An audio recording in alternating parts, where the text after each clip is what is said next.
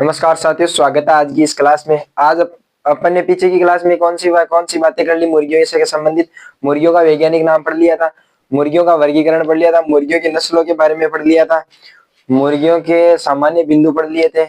सामान्य बिंदुओं में अपन ने क्या क्या पढ़ा? अंडे के बारे में पढ़ लिया, मुर्गियों के मांस के बारे में पढ़ लिया। अब अपन आ गए मुर्गियों के रोग, जिसमें से एक रोग पढ़ लिया खूनी पेचिश। खूनी पेचिश का उपचार में क्या था? एक तो F1 स्ट्रेट का वैक्सीन था जो एक एक एक सप्ताह की मुर्गियों में लगता है, और एक R2B वैक्सीन थी जिसे मुक्तेश्वर के नाम से जानते हैं। अब आगे अपन बात करने वाले हैं चेचक के बारे में। वही हेडिंग है अपनी, मुर्गियों से संबंधित रोग।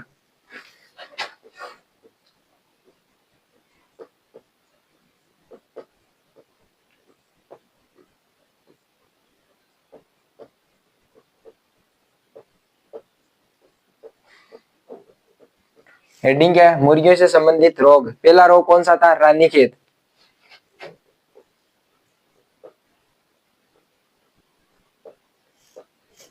ये कर लिया अपन ने, पिछली क्लास में हो गया रानीखेत। अब अपन बात करने वाले हैं चेचक के बारे में। चेचक या फाउल फॉक्स।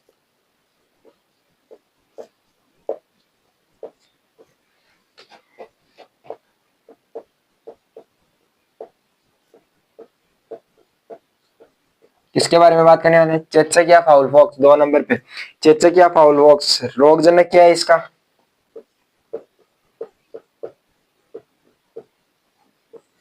रोगजनक है, वायरस जनित है।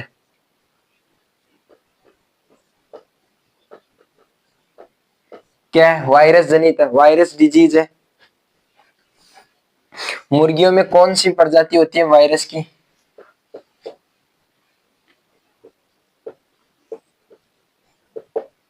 मुर्गियों में कौन सा वायरस है जो इस मुर्गियों में रोग फैलाता है?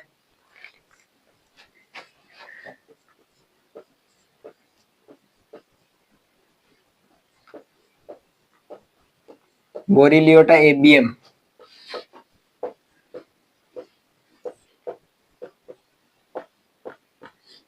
कौन सा वायरस है? बोरीलियोटा एबीएम।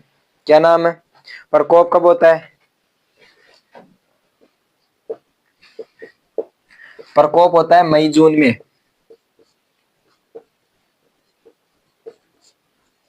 8 से 12 सप्ताह की मुर्गियों में।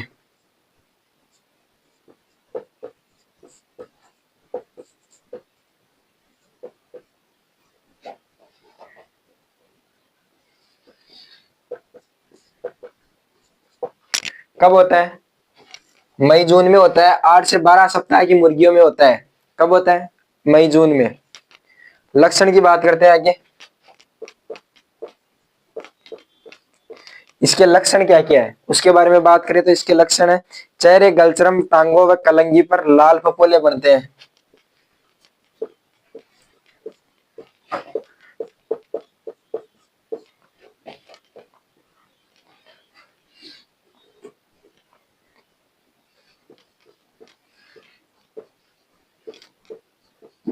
चेहरे, टांगों व गलचर्म पर लाल फफोले बनते हैं। क्या होता है?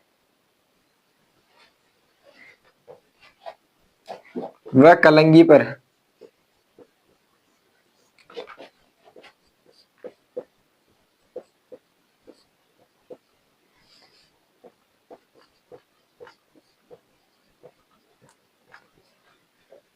चेहरे, टांगों व गलचर्म व कलंगी पर क्या बनते हैं? लाल फफोले बनते हैं जो सूख कर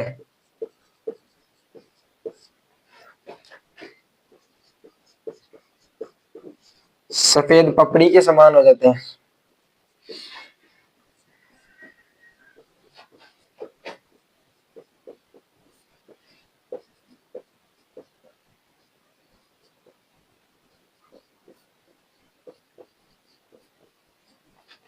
जो सूख कर सफेद पपड़ी के समान दिखाई देते हैं। कैसे दिखाई देते हैं? सफेद पपड़ी के साथ समान। एक और लक्षण है इसका, ये रोग एक बार जिस पक्षी में हो गया ना उसमें दोबारा नहीं होता है, एक बार ही होता है एक पक्षी में।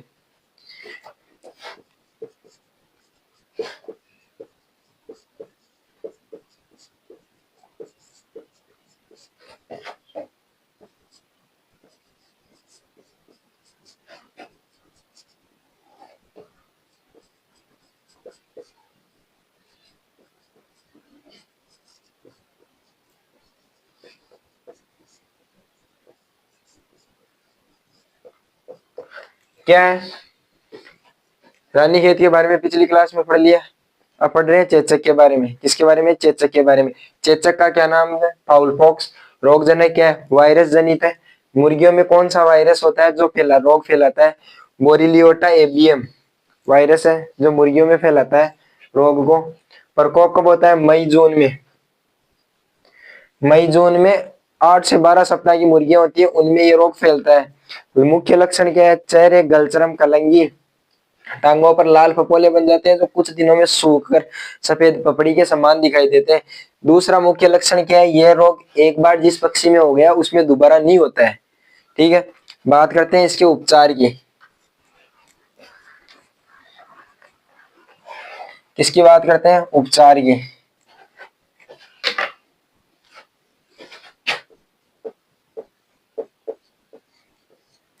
उपचार में क्या आता है इसके? पिक्रिक अम्ल और सिल्वर नाइट्रेट का लेप करते हैं।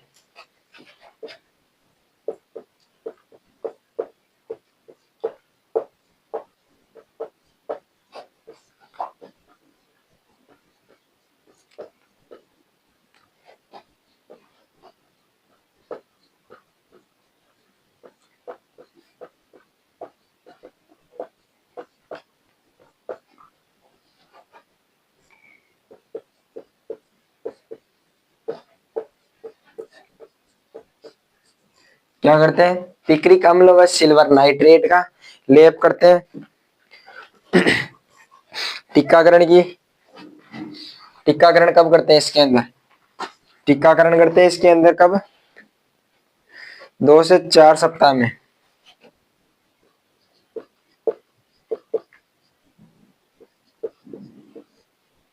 कब करते हैं? 2 से 4 सप्ताह में। कितने सप्ताह में? 2 से 4 सप्ताह की आयु की होती है ना।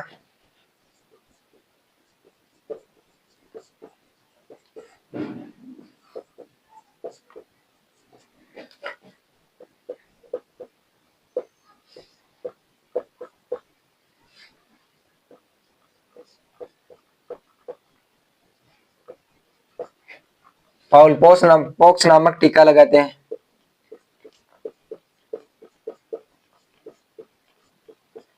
जो इनकी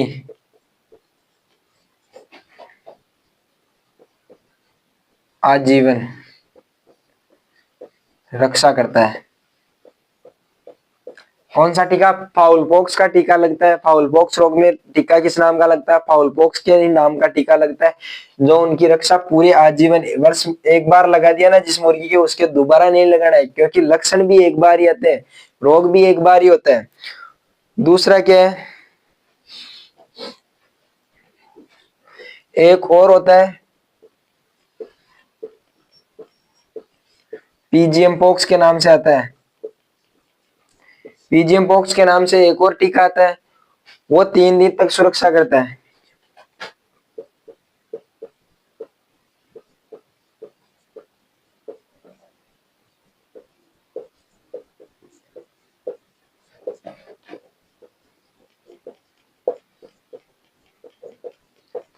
तीन दिन तक सुरक्षा करता है। कौन? पीजीएम पॉक्स नाम है का। फाउल पॉक्स तो आजीवन ही करता है। गांव उपचार में क्या है? गांवों पर पिक्रिक अम्ल व सिल्वर नाइट्रेट का लेप करते हैं।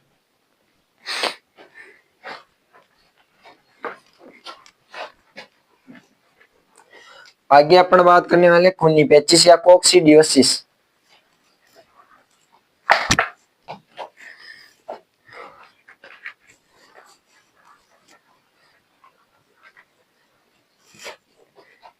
खूनी पेचिश या कोक्सीडियोसिस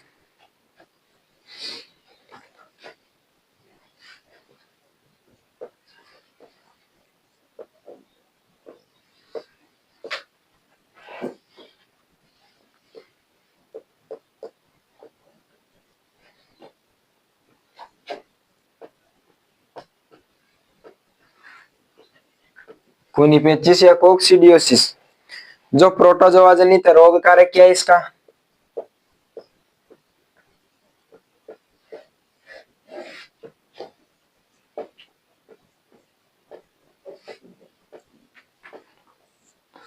क्या रोग कारक प्रोटोजोआ जनित है? प्रोटोजोआ का नाम क्या है?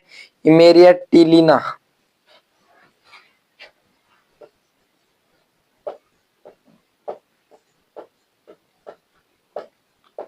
इमेरिया टेलिना क्या है रोग कारक का नाम? इमेरिया टेलिना। लक्षण क्या है? बड़ी आंत का ऊपरी भाग बढ़ जाता है तथा उसमें पीले भूरे रंग का रक्त बढ़ जाता है।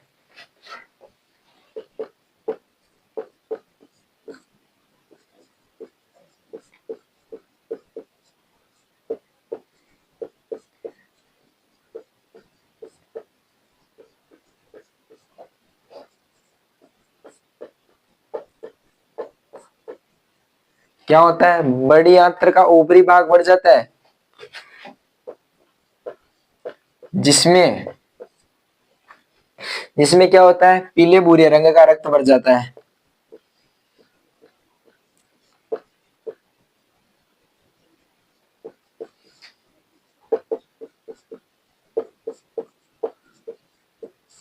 या अशुद्ध रक्त बोल सकते हैं।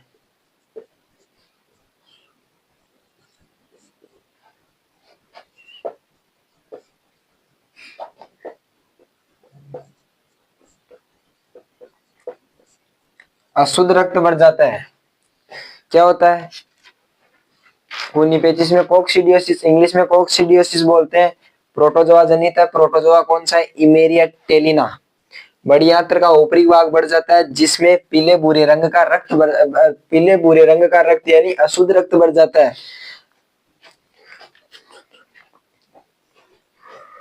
चूजों में क्या होता है?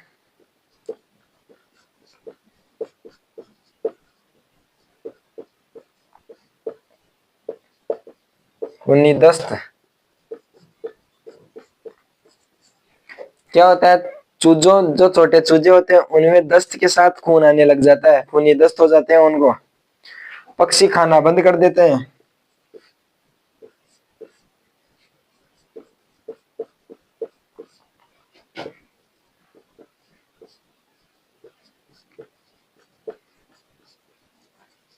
क्या करते हैं? पक्षी खाना बंद कर देते हैं।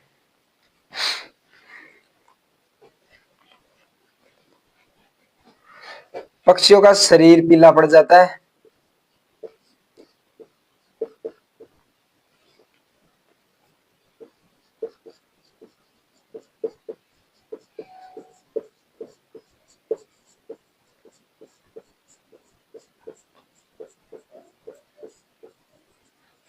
क्या होता है? पक्षियों का शरीर भी पीला पड़ जाता है। एक और लक्षण है,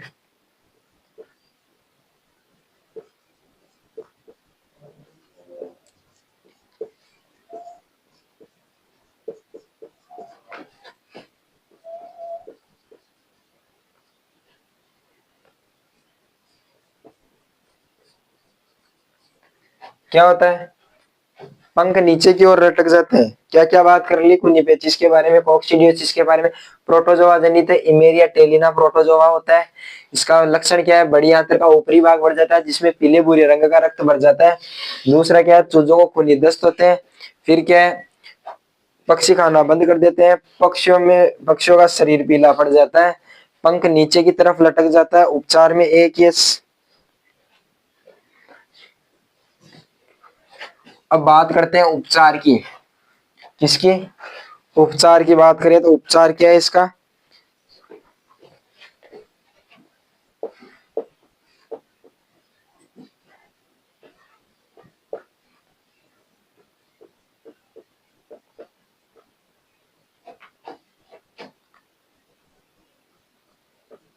सल्फामेजाथिन। सल्फामेजाथिन 0.05%। सल्फामेजाथिन 0.05% का उपयोग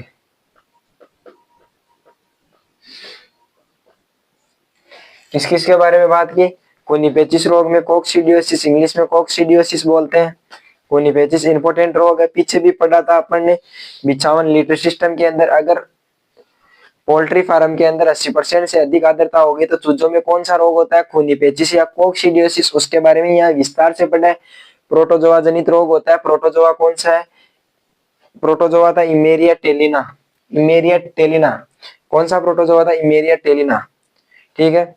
आगे अपन बात करते हैं मुर्गियों के कुछ ऐसे रोग जिनका मतलब रोग कारक ही पूछा जाता है, उनकी बात करते हैं आगे।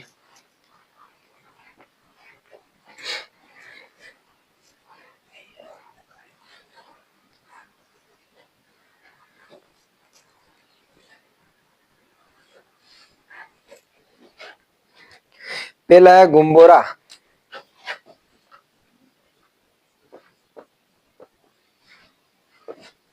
गुम्बोरा किससे जनित है? वायरस जनित है। ये रोग है, ऐसे लिख लेना, रोग, इधर लिख लेना रोग कारक।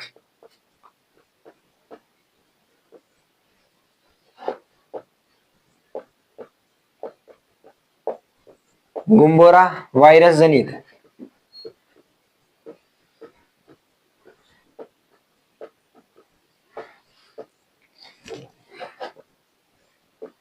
मेरेक्स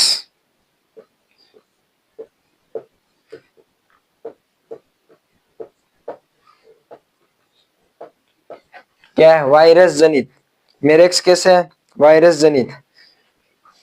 आगे कौन सा है? हेजा,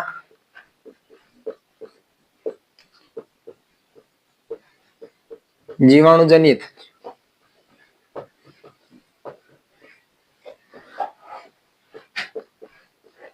सफेद दस्त, ये भी जीवाणु जनित। कैसा है? जीवाणु जनित। आगे कौन कौन से रोग है? बर्ड फ्लू,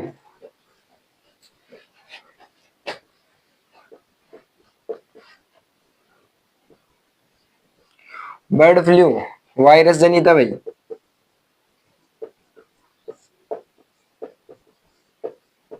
क्या है? वायरस जनित। बर्ड फ्लू कौन सा है? वायरस जनित। न्यूट्रिशन रोग,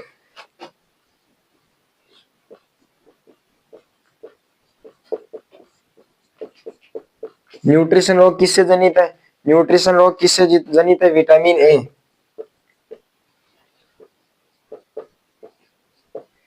विटामिन ए की कमी से। विटामिन ए की पूर्ति के लिए क्या खिला रहे थे अपन? मक्का। विटामिन ए व रेशों की पूर्ति के लिए हरा चारा जिसमें रिजगा।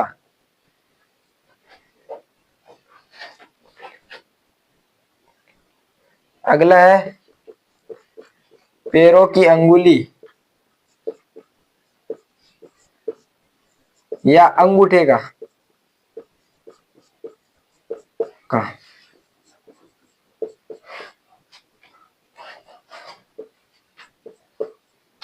पक्षाघात, जो होता है विटामिन बी2 की कमी से।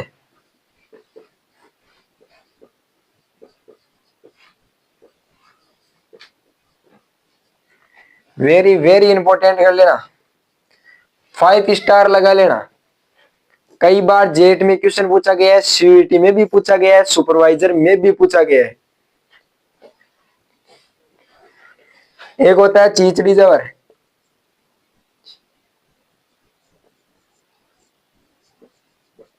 जवर या टिक फीवर।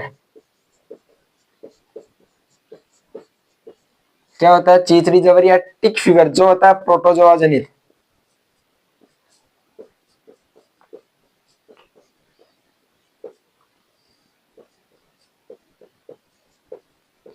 क्या होता है? प्रोटोजोआ जनित। एक होता है पेरोसिस। पेरोसिस होता है मैग्नीज की कमी। किसकी कमी से होता है? मैग्नीज की कमी से।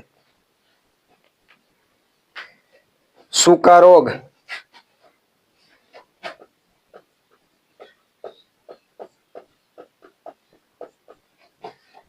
विटामिन डी की कमी से।